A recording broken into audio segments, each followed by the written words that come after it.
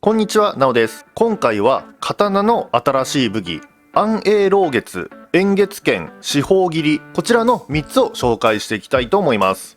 今回も秘伝書は必要ありません。それでは早速行ってみましょう。現在のステータスを簡単に紹介します。レベルは631。今回使う刀の攻撃力は4090となっております。また武技カスタマイズは全て外した状態になっております。まずはじめに紹介するのは暗影老月になります。暗影剣から三角ボタン追加入力で踏み込んで切り上げと切り下ろしを瞬時に繰り出す、こういった技になっております。それでは武技の出し方について説明します。三角四角、この鞘で叩きつける攻撃が暗影剣になります。暗影老月はそこからさらに派生させるので、三角四角三角、気力ダメージが優秀なこの暗影剣にさらに攻撃を追加する、これが暗影老月になります。それでは次はダメージ量の比較やっていきたいと思います。まずは参考までに中段の速い攻撃579、579となっております。続いて暗影老月を当てていきたいと思います。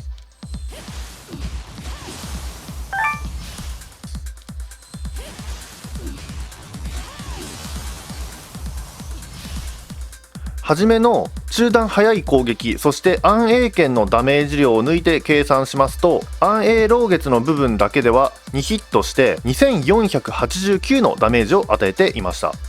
気力消費は暗影老月の部分だけで197、初撃から全て合わせた場合の気力消費は597となっております。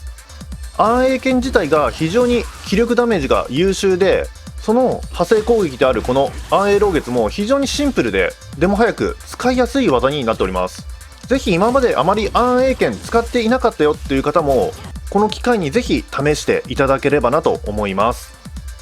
続いて紹介する新しい武技は円月剣になります。構えを取り呼吸を整える、攻撃力が増加する有利効果を得る、ダメージを与えるものではなくバフ効果を得る新しい武技になります。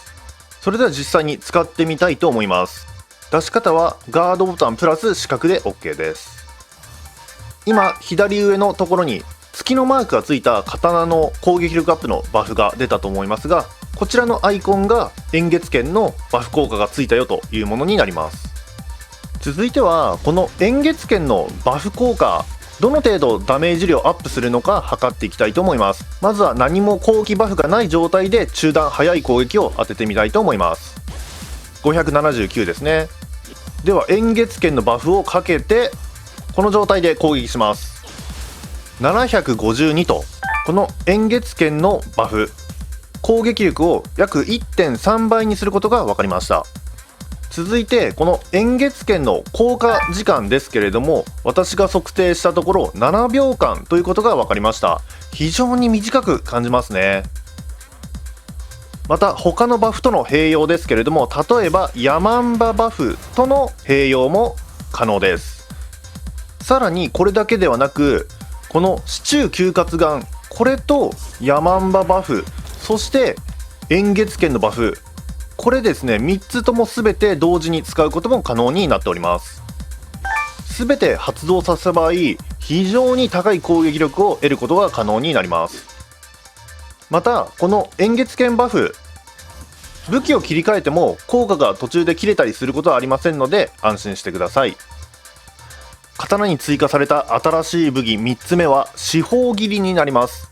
こちら前作でも少し違いはあるものの存在していた技ですね。円月剣から四角ボタン追加入力で前進しながら周囲を連続で切りつけると、今作はねつくもがなくなった影響なのか、先ほど紹介した円月剣からの派生攻撃になっております。では実際に使っていきたいと思います。出し方はまずは先ほど紹介した円月剣を出して、その後四角ボタン入力で四方切りにつなげるといった形になります。円月剣のバフ効果を得るのを待たずとも途中で出すことも可能です。当然ですがその場合円月剣のバフ効果は得られませんので、そこだけ注意してください。続いて四方切りのダメージ量も見ていきたいと思います。こちらは円月剣のバフはかかっていない状態で計測したいと思います。また同じくガードボタンプラス四角で出すことのできるこちら刀の秘伝書武器鞍馬剣舞と比較してみたいなと思います。では円月剣のバフのかかっていない四方切りダメージを測っていきたいと思います。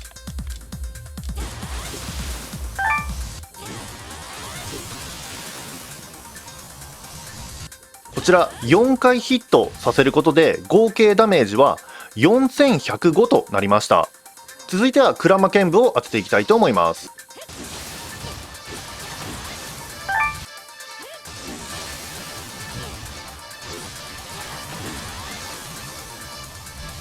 こちらは5回ヒットして合計ダメージは5474となりました。気力消費量は四方切りが263、円月剣の分を含めても395で済みます。それに対して鞍馬剣舞は428使用します。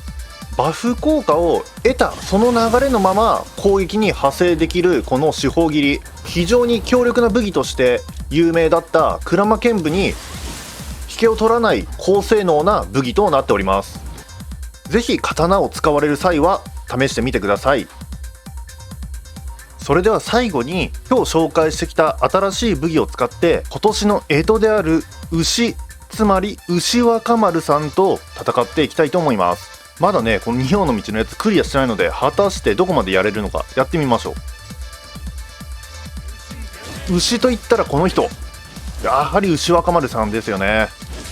今回の動画で紹介した新武器を中心に使っていきたいと思います。うわ久しぶりに戦うけど強っ。これは暗影老月とこの四方切り等だけではさすがに厳しいかな。ちょっと他のね武器も使っていく可能性はありますねこれね。ただこの四方切りだって負けてない。こいつからもらったね鞍馬剣舞も強い武器として有名ではありますが、四方切りだってやれるんだぞと、そういったところをね見せていきたいと思います。牛年ということもあってね、牛若丸先輩気合の入り方がやはり違う。今回実践するにあたって誰と戦うか非常に迷ったんですよね。ただその場合、せっかくだからね今年のこの干支にかけて仁王で牛って言ったらほぼ間違いなく牛若丸しかありませんので、他にはね特に選択肢はなかったんですけれども、いやできればねもうちょっと簡単な何かね牛を放出をさせるようなボスがいたら一番良かったんですけども、贅沢ばっかりは言ってられないので、牛ってつくやつって大抵強いですからね。いやー久しぶりっていうのもありますけど、これ仁王の道になってなんか動き変わってないかだいぶ。さああとなんとかもうちょっとのところまで来ましたね。